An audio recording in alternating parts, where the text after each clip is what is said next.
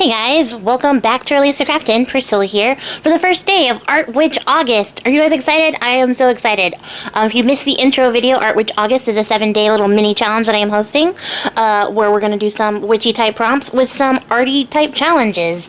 And first up today, the prompt is elemental, and the challenge that I chose to go with is monochromatic. So I wanted to break away from the idea that monochromatic only means black and white. So we're going to focus to just single color groups, and we're going to make some elemental little washi tapes. So what I have here is some sticker paper that I just cut up into strips so I can use it as a washi tape whenever I'm ready to use it. And I'm busting out my stencils because I finally found my stencil folder, so we're definitely going to see more stenciling now that I have found it. It was in the most obvious place, guys. It wasn't lost in the mystery. It was just lost to my eyes. But I found it, and I'm excited to using it to add just some patterns to this. And I'm just working from the lightest color to the darkest color so that I can get some really good layering here. I'm just using a couple of distress oxides because that's what I've been using for everything in this project so far, and trying to keep the same color family so that we can get some cool stuff. So I'm going to match it up to the colors that correspond with the particular elements. And as you can see, we are now doing the air tape, which is the color for air is typically yellow or white or even a light blue. I decided to use yellow because I was already going to be doing blue, so doing a monochromatic white would have been very hard. White on white doesn't really work.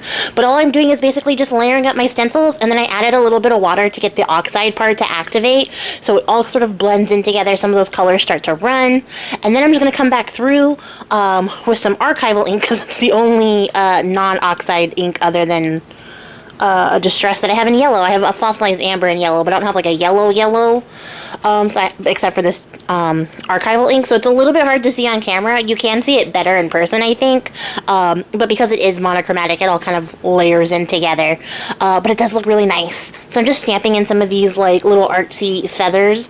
They're like little feathers that have like music notes and text in them, which I think is perfect for air because air carries sound, and then also it's the element of the mind, so I think it all works together, and it comes out really nice. And I'll show you guys the close-ups at the end so you can see it a little bit better. And then next up is fire, which the color I chose, of course, is obvious. I chose red, but I am starting out with, I believe this is Worn Lipstick, and it's a bit of a pinky shade of red, but I think it's a good shade to start out with.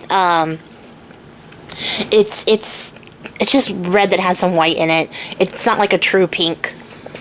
Oh, it's not Worn Lipstick. It's Abandoned Coral. I lied. I was a liar. And then, like, I'm doing the same thing that I did to the first one. Second verse, same as the first. Just going through. I'm also going around the edges with the mid-tone color, just to sort of help everything sort of tie in together and look more blended on my washi tape. It just adds like a nice little frame. Instead of making it like a really stark transition, it now looks like a very, like, you know, dusty, worked in part of the original motif blending sort of situation. And then for this one, for the fire one, I decided to use like the Harlequin pattern because I think the diamonds are right in there for the sharp shapes of fire. When I think of fire, I think of sharpness. And then I use this like blotchy pattern, which kind of reminds me, in this particular case, of like heated metal. So that was where my brain was when I was doing this. And then same thing, activating those inks. When you're using sticker paper, if you choose to use sticker paper to do this, just be careful with your heat tool because you're going to reactivate the adhesive underneath and get some funny side effects if you heat it up for too long. So I'm just being very like careful just to take most of the moisture off the top, but not actually dry it all the way through. It's not going to affect anything as we go. And then I do happen to have a distress ink in a different enough red color to go over the top. And you want to use like a distress ink, not an oxide, if you're using your oxides as your base, or an archival ink, or any sort of dye ink over a pigment ink, just so that it sits on top better. It's a translucent ink, so it gets the right effect going through. Just a weird little bit of tidbit of advice. And now we're doing water. And water, of course, is the color blue, so that's what we're using. I guess I should mention that the stamp I used for the fire one was this like geometric heart, and I did that because fire is all about passion. So the heart made sense. Also, sharp shapes for fire. Don't ask me why. It makes sense in my brain.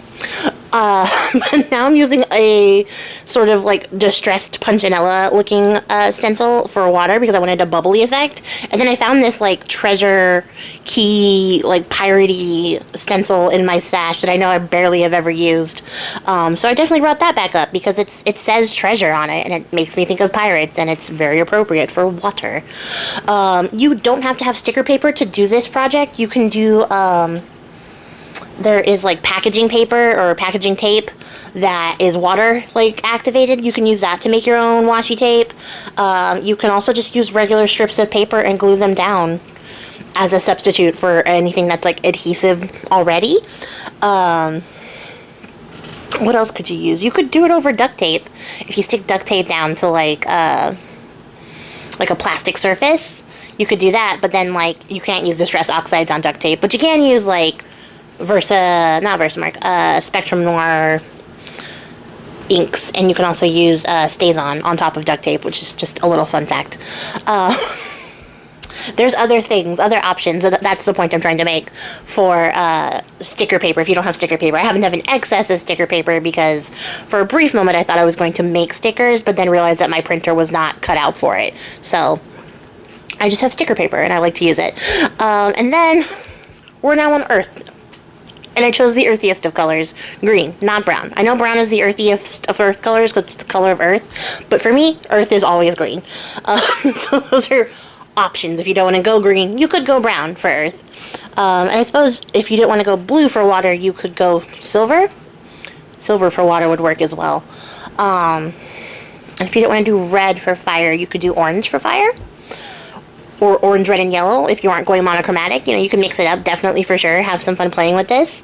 And then like I did, I had fun. Here I am adding a leaf stencil and then going back through with some Forest Moss Distress ink to add in some of these sunflower prints because I wanted it to be earthy, but also, like, I don't know, earthier. How do I describe it?